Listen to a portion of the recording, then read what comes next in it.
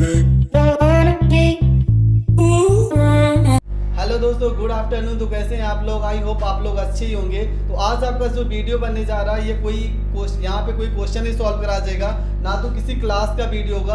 आज सिर्फ आपको हम बताने के लिए आए हैं कि क्या प्रोसेस होगा, आगे की वीडियो किस तरह के होंगे, क्या क्या पढ़ाया जाएगा, कौन कौन से सिलेबस पढ़ाए जाएंगे। सारे दोस्तों का वो था, कमेंट था कि सर आप थोड़ा पहले ही बताए थे कि आप कंपटीशन लेवल का मैथ बताएंगे, फिजिक्स बताएंगे और आप कब से पढ़ाएंगे ये बता दीजिए। तो आज हम उसी प्रोसेस को बताने जा रहे हैं कि आगे की क्लास कैसे कैसे होगी। तो समझते हैं आगे का क्लास क्या क्या होगा और क्या क्या पढ़ाया जाएगा। तो आपको हमारे YouTube चैनल पे कक्षा 10 और कक्षा 12 इन दोनों क्लास को मिलेगा। कौन कौन से सब्जेक्ट मिलेंगे? सब्जेक्ट आपका मैथ होगा, मैथ के बाद आपका साइंस होगा। ये 2 क्लास होंगे। हाई स्कूल और इंटर में आपको 2 क्लास मैथ और साइंस में आपका फिजिक्स और केमिस्ट्री भी आएगा और बायोलॉजी भी आएगा, तीनों क्लास आएंगे। उसके बाद इंग्लिश, हिंदी ये सारे सब्जेक्ट नहीं पढ़ाएंगे क्योंकि इसका कोई डिमांड भी नहीं है, ना कि कोई कमेंट है। आपको हाई स्कूल इंटर में मैथ और फिजिक्स ही पढ़ाया जाएगा। इसके बाद कंपटीशन लेवल में कुछ क्लासें होगी। कंपटीशन लेवल में कौन कौन सी क्लास होगी? मैथ पढ़ाया जाएगा, किसी भी गवर्नमेंट जॉब के लिए आपको मैथ पढ़ाया जाएगा और आपको फिजिक्स पढ़ाया जाएगा। बीच बीच में आपके हिस्टोरी के भी सब्जेक्ट होंगे, बीच बीच में आपके हिस्टोरी के भी सब्जेक्ट होंगे और आपका संविधान से भी रिलेटेड होगा, संविधान भी बताया जाएगा। दोस्तों आप बहुत सारे YouTube चैनल देखे होंगे, बहुत सारे, जैसे आपके परसेंटेज की सवाल है, प्रतिशत की जो सवाल है, इसके कुछ क्वेश्चन हम बताएंगे इससे रिलेटेड। परसेंटेज से रिलेटेड आपको हम क्या क्या चैप्टर पढ़ा देंगे। पहला तो आपका प्रतिशत कंप्लीट हो जाएगा, दूसरा आपका बट्टा कंप्लीट हो जाएगा, तीसरा आपका साधारण ब्याज और चक्रवृद्धि ब्याज कंप्लीट हो जाएगा। उसके बाद लाभ और हानि आपका कंप्लीट हो जाएगा। लगभग प्रतिशत लेसन से आपका 6 से 7 चैप्टर खत्म करेंगे। उसके बाद आप अनुपात पढ़ोगे, रेशियो एंड प्रोपोर्शन, अनुपात और समानुपात। उस लेसन के माध्यम से कम 6 लेसन को आपकी कवर की करेंगे। मतलब सिर्फ 2-3 टॉपिक आपको पढ़ना पड़ेगा और 2-3 टॉपिक में आपको मैथ इतनी अच्छे से प्रिपरेशन करवा देंगे कि आप कहीं पर भी जाके पढ़ लो, आपको और यहाँ में बहुत अंतर नजर आएगा। तो कुछ चीज़ें आज आपको बता भी दे रहे हैं कि कैसे कैसे क्वेश्चन होंगे, पढ़ाने का तरीका क्या होगा, किस तरह से हल करेंगे। तो आज आपको कुछ क्वेश्चन बताने भी जा रहे हैं। देखते हैं कुछ क्वेश्चन कंपटीशन लेवल का कैसे होगा। हाई स्कूल इंटर का तो वीडियो हमारे यूट्यूब चैनल पे है, पर कंपटीशन लेवल का वीडियो नहीं है। आज हम परसेंटेज के कुछ रूल नियम बता दे रहे हैं कि हमारे आगे का पढ़ाने का तरीका क्या होगा। तो आप ये रूल नियम जरूर देख लो। तो दोस्तों जैसे कि हमने बताया ना कि सारे सवाल परसेंटेज पे कैसे होंगे। तो मान लो जैसे ये सवाल है साधारण ब्याज का। क्वेश्चन में मूलधन दिया है 400 रुपए, दर दिया है 6%, समय आपका दिया है 2 वर्ष। आपको निकालना साधारण ब्याज है। फार्मूला सबको पता होता है, हमें पता है। फार्मूला आपका है मूलधन गुणे दर गुणे समय और बटे में 100। ये आपका फार्मूला होता है एसआई का, सिंपल इंटरेस्ट का। लेकिन आपको करना कैसे? इस तरह से करना नहीं, करना है जिस तरह से हम बता रहे हैं। तो हमने बताया था ना कि सारे सवाल कैसे हल होंगे, सारे सवाल परसेंटेज पे हल होंगे। ये सवाल है साधारण ब्याज का, फार्मूला पता है मूलधन गुणे दर गुणे समय बटे 100 होता है। पर इसको हल कैसे करेंगे? हम क्या करेंगे? दर दिया आपका 6, समय दिया 2, 6 से कर दो 2 में गुणा, 6 दूना 12। यहाँ पे 12% आ जाएगा, परसेंट हटाएंगे तो बटे में आ जाएगा 100। काट दो, 4 तिया 12 हो जाएगा, 4 से 100 को काटोगे आ जाएगा 25। ये 25 से 25 में 3 जोड़ देंगे तो आ जाएगा 28 हो जाएगा। अब यहाँ पे वैल्यू आपकी 25 और ये आपका 28 और ये जो 3 है ये आपका 3। देखो यहीं पे कर देते हैं, यहीं पे आपका सारा आंसर आ जाएगा। ये 25 दिया, ये आपका मूलधन होता है, ये 25 आपका मूलधन होता है, ये 28 आपका मिश्र धन होता है और ये 3 रुपए आया ये आपका ब्याज होता है, साधारण ब्याज। तो मूलधन क्वेश्चन में दिया है 400 रुपए, 25 रुपए ना देके क्वेश्चन में 400 रुपए है। तो 25 से 400 कितने गुना ज्यादा है? तो 16 गुना ज्यादा है। 16 को 25 में गुणा करेंगे तो आएगा 400। तो 25 में 16 गुना ज्यादा है 400, तो 3 में भी कर देंगे 16 से गुणा, 16 तिया 48। तो ये आ जाएगा आपका साधारण ब्याज। क्या करना है? कोई 3 वैल्यू दी रहेगी, आपको देखना है कि वो कितने गुना ज्यादा है। तो 25 से 16 गुना ज्यादा है 400, तो 16 को 3 से गुणा कर देंगे, 16 तिया 48। ये हमारा आ जाएगा साधारण ब्याज और यही हो जाएगा आंसर। मान लो आपको मिश्रधन भी निकालना है तो 28 को 16 से गुणा कर दो, तो 16 छक्का 96, 16 सत्ते 112, 16 अट्ठे 128, हासिल आ जाएगा 12 और 16 दूना 32 और 32 10 42 और 42 में 2 जोड़ोगे 44। ये हो जाएगा आपका मिश्र धन। 16 अट्ठे 128, हासिल आया 12 और 16 दूना 32, 32 10 42 और 42 में 2 जोड़ोगे 44। ये आपका मिश्र धन हो जाएगा। तो कोई भी इस तरह का क्वेश्चन होगा तो आपको इस तरीके से सॉल्व कर सकते हो। तो दोस्तों वो सवाल तो साधारण ब्याज का था, ये सवाल चक्रवृद्धि ब्याज का है। हर सवाल परसेंटेज पे आएगा, सिर्फ परसेंटेज। अगर क्वेश्चन में कोई भी क्वेश्चन होगा, अगर परसेंटेज दिया है तो उस क्वेश्चन को सॉल्व कैसे करेंगे वो हम बता रहे हैं। आपका सवाल है चक्रवृद्धि ब्याज निकालना है, दर दिया 10%, समय दिया 3, तो पहले दर को हम चेंज करेंगे। 10% है ना, परसेंट हटाएंगे तो बटे में 100 और काट दोगे तो आ जाएगा 1 बटे में 10। ये 10 में 1 जोड़ देंगे आ जाएगा 11। यहाँ पे ये 10, ये आ गया यहाँ पे आपका 11। समय 3 वर्ष है ना, तो इसमें गुणा नहीं करेंगे। साधारण ब्याज में समय और दर को गुणा करते थे, पर यहाँ पे 10 और 11। पहले हमारा ब्याज साधारण मूलधन 10 रुपए था, 10 रुपए में 1 रुपए का ब्याज लगा और ये 11 रुपए हो रहा है। ये कितनी बार हो रहा है, कितने साल तक, तो 3 साल तक। 10 और 11, 10 और 11। अगर यहाँ पे 4 साल होता तो 4 बार लिखते हैं, 2 साल होता तो 2 बार लिखते हैं। 10 को 3 बार गुणा करोगे आ जाएगा 1000 और 11 को 3 बार गुणा करोगे आ जाएगा 1331। अब हमें निकालना है चक्रवृद्धि ब्याज। हम देखते हैं, देखो 1000 आ गया और ये आ गया 1331। दोनों का जो डिफरेंस है वो आपका 331 का। ये जो वैल्यू आती है ये आपकी आती है मूलधन।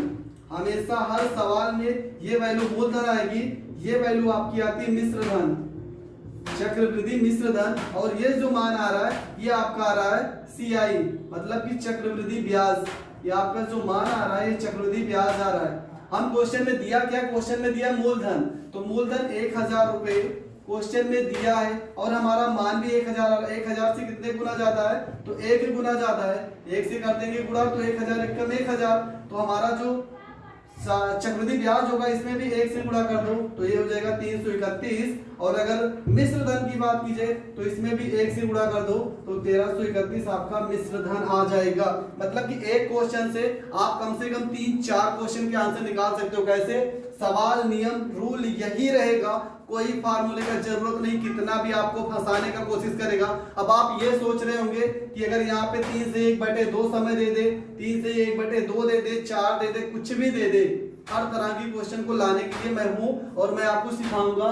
कितना भी आपको फंसाने की कोशिश करेंगे पर आप किसी भी सवाल में ऐसा नहीं होगा कि वहां पे ये रूल नहीं लगेगा। कोई भी सवाल आप उठा के दे दो, हर सवाल में ये रूल लगेगा। कुछ सवाल होंगे जो इस तरह के नहीं होंगे तो उसमें चेंज होगा, पर परसेंटेज अगर लगा है तो आपको हर तरीके से सवाल मैं बताऊंगा किस तरीके से होगा। तो अगर मिश्र धन या चक्रवृद्धि मिश्र धन निकालना हो या चक्रवृद्धि ब्याज निकालना हो तो आप जितनी बार समय दिया हो उतनी बार आप लिख लेना। इधर गुणा करने पर जो वैल्यू आएगी वो हमेशा मूलधन, ये वैल्यू हमेशा चक्रवृद्धि मिश्र धन। इन दोनों का जो डिफरेंस आएगा वो आपका चक्रवृद्धि ब्याज आएगा। मतलब अगर एक वैल्यू दी रहेगी तो आप एक वैल्यू के सहारे 3 वैल्यू निकाल सकते हैं। और भी बहुत तरीके के सवाल हैं, हर तरीके के सवाल बताऊंगा। जैसे मान लेते हैं कोई सवाल है, आपको बता रहे हैं कि अगर कोई सवाल लाभ हानि का सवाल है तो आप कैसे हल करोगे। लाभ हानि का अगर सवाल है तो आप कैसे हल करोगे उसको भी बता रहे हैं। मान ले रहे हैं कि कोई वस्तु है, 500 रुपए उसका है क्रय मूल्य, CP, मतलब 500 रुपए में किसी वस्तु को खरीद रहा है और 10% के लाभ पर बेच दे रहा है। प्रॉफिट उसका कितना हो रहा है, 10% के लाभ पे। अब यहां से आप कितना वैल्यू निकाल सकते हैं। देखिए आपको सिर्फ प्रॉफिट दिया ना, प्रॉफिट के सहारे क्या क्या हल कर सकते हैं। तो 10% लगा, परसेंट हटाओगे तो यहाँ पे 0 से 0 कर देगा, आ जाएगा आपका मान 1/10। 10 में 1 जोड़ दोगे 11। अब ये जोड़े क्यों, अगर प्रॉफिट का सवाल रहेगा तो जोड़ेंगे, अगर लॉस में परसेंटेज होता तो यहाँ पे घटाते। मतलब ये जो 10 रुपए है ये हमेशा हमारा CP रहेगा, क्रय मूल्य। ये जो 11 रुपए आ रहा है ना ये हमारा SP रहेगा, विक्रय मूल्य। ये जो 1 रुपए ऊपर लिखा है ना ये हमारा रहता है प्रॉफिट। सवाल को समझो, परसेंटेज का सवाल है, परसेंटेज को तोड़ेंगे तो आएगा 0 से 0 काट दोगे 1/10। 10 रुपए का सामान लिया, 1 रुपए फायदे में बेचा तो उसको बेचा कितने में, 11 रुपए में। तो सवाल में जो CP दिया था वो हमारा 10 रुपए ना देके 500 रुपए दिया है। 10 रुपए ना देके 500 रुपए दिया तो 10 से कितने गुना ज्यादा है, तो 10 से 50 गुना ज्यादा है। तो हमारा जो विक्रय मूल्य होगा उसमें भी 50 से गुणा कर दो, तो 11 पचे 55, तो हमारा जो विक्रय मूल्य आएगा वो 550 रुपए आएगा। अगर सवाल ने पूछा होता प्रॉफिट कितना हुआ तो इसमें भी 50 से गुणा कर दे, तो एक को 50 से गुणा करोगे 50 रुपए का प्रॉफिट होगा। तो सवाल में देखो एक क्वेश्चन से 3 आंसर हमारे निकल रहे हैं, हमारा प्रॉफिट भी निकल रहा है, एसपी भी निकल रहा है, सीपी तो क्वेश्चन में दिया ही है। इसी तरह से कोई और क्वेश्चन उठा लेते हैं। मान लेते हैं हमने कहा ना कि परसेंटेज की कोई भी सवाल रहेगा, कितना भी आपको फंसाने का कोशिश करेगा पर हर सवाल का आंसर आ जाएगा। मान लेते हैं किसी सवाल में दिया है 10% की हानि हो रही है, 10% की हानि हो रही है और सामान का जो एसपी है सेलिंग प्राइस है वो आपका दिया 450 रुपए, तो आपको सीपी निकालना है। तो सीपी कैसे निकालोगे? सवाल है 10% की हानि, तो 10% को तोड़ेंगे तो 1/10 हो जाएगा और 10 से 1 हटा दोगे, इसमें हानि हो रही है तो 1/10 और 10 में से 1 हटा देंगे तो 9 रुपए, क्योंकि जब लॉस का क्वेश्चन रहेगा तो आपको 1 हटाना पड़ेगा।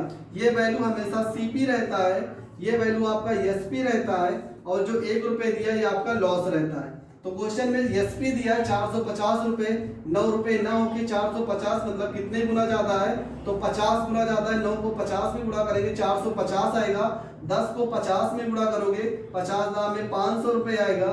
अगर हानि पूछा तो 50 को 1 में गुणा कर दो तो 50 रुपए का आपका लॉस आ जाएगा, तो सारी वैल्यू आ जाएगी। अब आप ये सोच रहे होंगे कि अपने मन से क्वेश्चन बना रहे हैं तो हर क्वेश्चन में आ रहा है, कोई भी क्वेश्चन आप उठा के दे दो, कोई भी क्वेश्चन किसी भी पेपर का, ये जो वैल्यू निकल के आती कितने गुना ज्यादा है ना, 100% तो नहीं लेकिन 99% आसानी से कट जाता है। आपको ढूंढना नहीं रहता है कि कितने गुना ज्यादा है, आप तुरंत भाग कर लो, तुरंत पता चल जाएगा कितने गुना ज्यादा है। और मान लो अगर नहीं कट रहा है, चलो मान लो नहीं कटता है, यहाँ पे 940 रुपए होता तो नहीं कट रहा है ना, तो नहीं कट रहा तो क्या 9 को इसके बटे में कर दो, अगर नहीं कट रहा है तो 9 को इसके बटे में कर दो, फिर इसी वैल्यू को उठा के गुणा कर दो, 10 गुणे 440 बटे में 9, गुणा करने पर जो मान आएगा वो आपका सीपी आ जाएगा। अगर कोई क्वेश्चन में नहीं भी कट रहा है तो आपको कुछ करना नहीं है, ये वैल्यू जो है उसके बटे में आ जाएगी और बटे में आने के बाद इसको इससे गुणा कर दोगे तभी आपका आंसर आएगा। बहुत सारे क्वेश्चन हैं, हर क्वेश्चन को बहुत अच्छे से बताएंगे। आप हमारे YouTube पे जुड़े रहना। आज तो आपको सिर्फ बताया जा रहा है कि किस तरह से क्वेश्चन होंगे और किस तरह से हम पढ़ाएंगे। आगे के एक एक क्वेश्चन हर एक चैप्टर से तब भी नहीं कम से कम 250-250 क्वेश्चन हम कराएंगे। आपका बेस भी होगा, ट्रिक भी होगा, जिस तरह से आप होगी उस तरह से पढ़ा जाएगा। लेकिन हाँ, फार्मूले का यूज नहीं होगा, फार्मूले से मैं नहीं पढ़ाऊंगा। हर सवाल आपके बहुत ही अच्छे तरीके से और बहुत ही आसान विधि से बताऊंगा। बेस जरूर बताऊंगा क्योंकि बेस जानना बहुत जरूरी है। ट्रिक तो सब लोग बताते हैं पर बेस जानना भी बहुत जरूरी है। तो आज के लिए बस इतना ही। आज मिलते हैं अपनी अगली वीडियो पर, और अगली वीडियो जो होगी वो परसेंटेज का ही होगा और परसेंटेज पढ़ाने के बाद ही कोई दूसरा चैप्टर शुरू करेंगे। तो अभी 1-2 दिन में मेरा पेपर है, तो पेपर हो जाने के बाद ही आपका जो परसेंटेज का प्रोसेस होगा वो शुरू होगा। तो अगर आप हमारे यूट्यूब चैनल पे हैं तो पहली बार आए तो हमारे चैनल को शेयर और सब्सक्राइब जरूर कर लें ताकि हर वीडियो का नोटिफिकेशन आप तक सबसे पहले पहुंच सके। जय हिंद, जय भारत।